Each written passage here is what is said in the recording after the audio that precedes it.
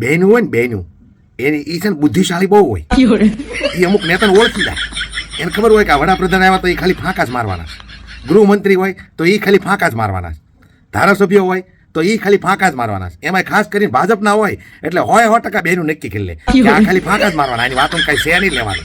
એટલે આ ધારાસભ્ય જે ભાષણ કરે છે ને તમે ખાસ જોજો, ખાસ સાંભળજો તમે. એ ભાષણ કરે છે અને બહેનોને એના ભાષણમાં કેટલો રસ છે આ વિડીયો તમે પૂરો જોશો ને એટલે તમને ખ્યાલ આવી જાય. પણ બહેનું હોય બુદ્ધિશાળી બહુ હોય પાકું. જો પહેલી વાર ચૂંટાણો ત્યારે પહેલું ઇન્ટરવ્યુમાં એવું હતું કે અસામાજિક તત્વો હોય એ સુધરી જાય પહેલી વાર, અને નહીં તો પછી કતારગામ છોડી દે.